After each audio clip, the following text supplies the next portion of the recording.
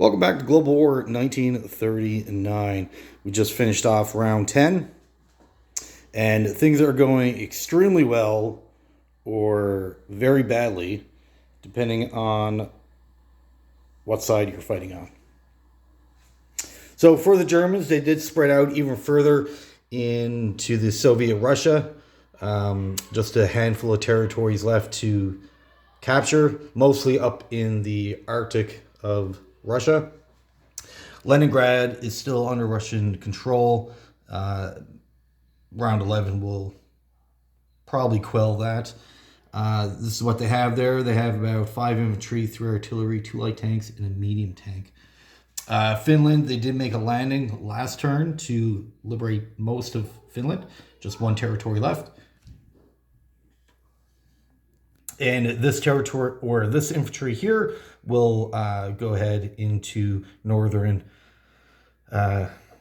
Norway, and they'll utilize their transports to recapture Oslo.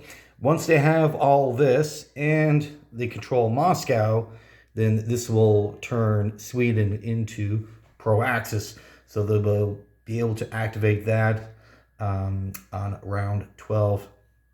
I do believe activating nations needs to be done in the combat move phase. I do believe if it's in the non-combat move phase, then they can activate it right now. I was looking over the rules and I couldn't find anything to state that. So if Captain G, Triple Crown, someone can help me out there. But either way, it's going to get activated. It'll either on round 11 in the non-combat move phase or round 12 in the combat move phase. So they'll have access to another $3 and the army and the fleet that come along with that. They did, because we have 2 Russian cities. We have Moscow and Stalingrad, which made Spain pro-Axis. So they took a light tank out of Paris, moved down, and activated that. Giving this is the Spanish fleet.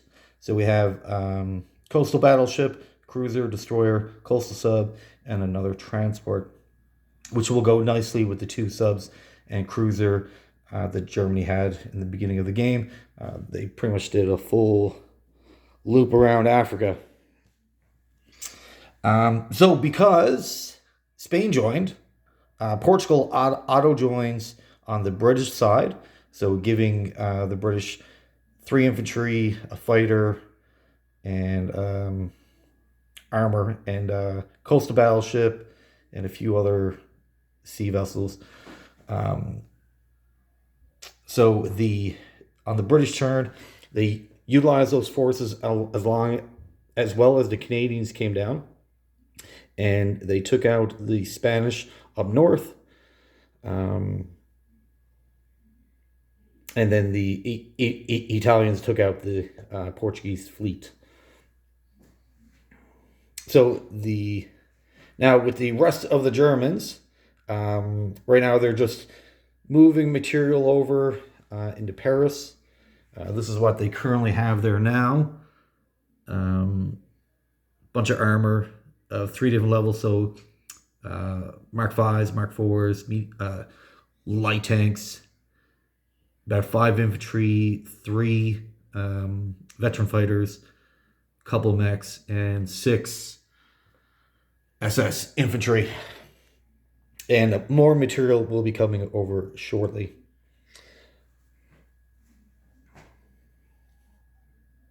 All right. And with these tanks here, this is probably not the best utilization of this armor. But they were very weak on infantry after the Battle of Moscow and a few other battles that they've had. So they're slowly bringing in replacement infantry once, and then all this armor will start heading towards Paris once they get some relief. We got a stack of Mark 4s and 2 Mark 5s. They will be heading here to remove the Russians. They got 1 light armor and 16 infantry. All right. So for the Italians, they did move their fleet out, take out the Portuguese fleet. So right now they're poised to strike the American fleet off the coast of France, which have a battleship, a coastal battleship, 15 destroyers, a cruiser, and a slew of transports. And the Italians, what they're working with, 2 battleships, escort carrier, 3 subs, 11 destroyers, and 4 cruisers. They did dispatch 3 of their subs into convoy boxes. All right. So it's never a good sign when the Italians have more aircraft carriers than the Americans. So they did purchase a second carrier and a couple more destroyers, move some more troops into southern France. And the Allies lost another partner, as South Africa has been completely destroyed. So Africa now, and they took the troops out of here. I was thinking about landing in Portugal, but we decided to go down to Rio de Janeiro, and these 4 infantry will eventually land over in Brazil, as Brazil only got 1 infantry to protect it. These 4 infantry should be well and good. Into India, the Italians did move down. They moved down 1 space with the bulk of their soldiers, so a bunch of artillery, infantry, and then the tanks sped off and took out this territory. It only had 1 infantry, and that also gets rid of the military base, reducing FEC's ability to purchase new units, or get new units anyways. This is kind of risky because they're out in the open. They could receive a counterattack, but they really want to get rid of that army base. And well, also what this will do, it'll distract soldiers to go east instead of west, helping out the Japanese. So I guess that's the Italians' main goal, get as much material away from here as possible. All right. So for the Japanese, those 2 separate fleets, one was here off Guam and one in Japan last turn. So they repositioned themselves. This fleet came down here really to protect Singapore, and Anzac just took out East Indies, and the other fleet came up here. So these 2 fleets will, this fleet will come down here, take out these 2 destroyers. This one will make a run at this. And then after this next turn, this should really, and they got a bunch of transports and some artillery and infantry. They'll recapture Guam and then eventually this island. Once this is done, these 2 fleets, anything surviving after these battles, are going to park themselves outside of Sydney, do the same thing that they're doing with the Americans. Any fleet that the Australians are going to drop is going to make that sea zone hostile. We'll have to fight right away, and Japan has overwhelming force. Like, the most they could drop is 3 destroyers, 3 subs. That's not going to be anything compared to this, right? So once that happens, Australia will be effectively out of the game without being eliminated. And they went ahead and built themselves another 11 destroyers.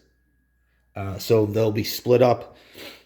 Half will go towards the US, the other half will go down towards Australia. They did bring their escort carriers back home as their fighters got shot down in the engagement with the Americans off Hawaii. So they're just going to come back home and build some more planes to resupply them before heading back to the US.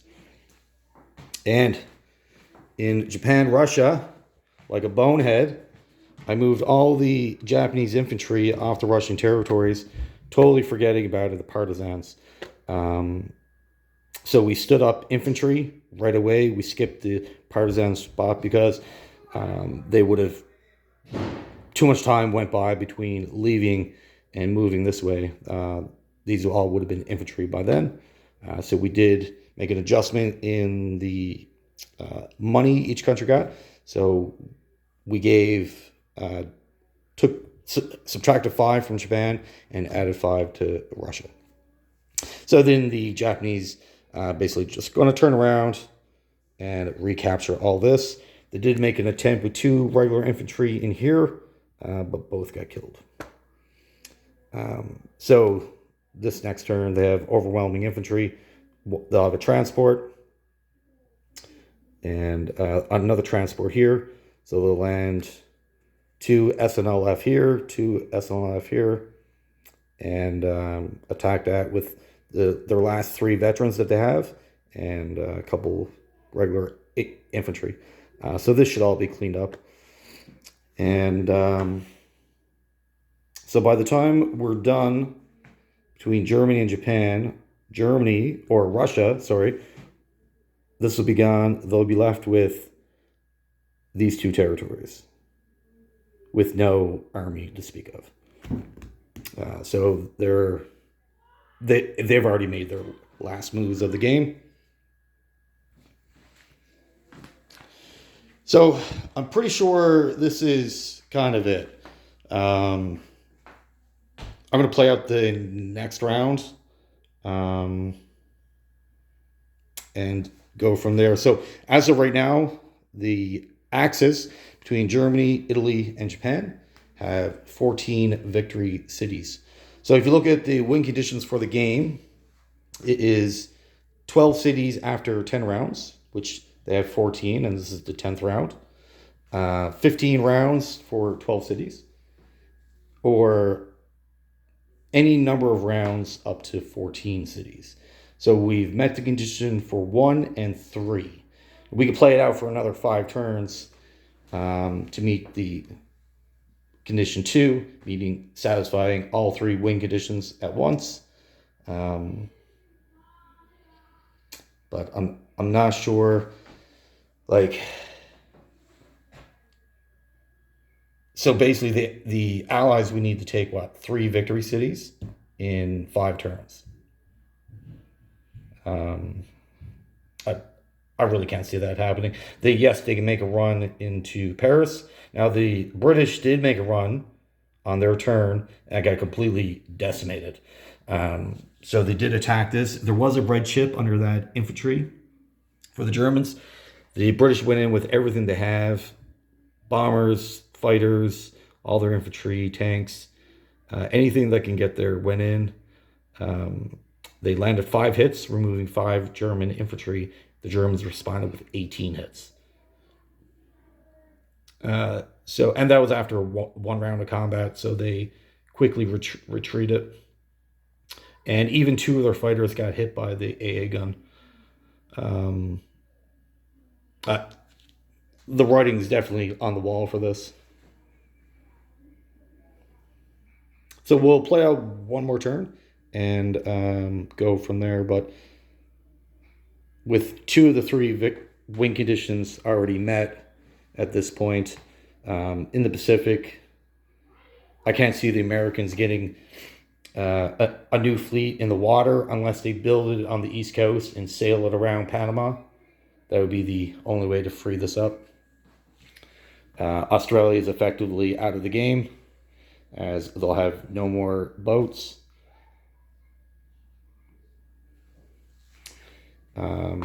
India is 2-3 turns away from being eliminated. South Africa is already eliminated. UK, Britain, all their territory they have left is essentially UK and Portugal. That's essentially all they have left, and Canada is still standing. So economically, now this is the income after bonuses. The US has got 75, 80, they have $90. The UK has 27. Canada 16 because they saved $1 from the last round. So they're making $15 a turn. India has 15. Australia has 18. Russia, which they won't even get a chance to spend this money, got 21. Germany has 75, 80, 90, $96. Japan has 107. And Italy has 63. So even money-wise, the Axis are outproducing the Allies by quite a bit. We'll see. We'll see what the Allies can do in one more turn.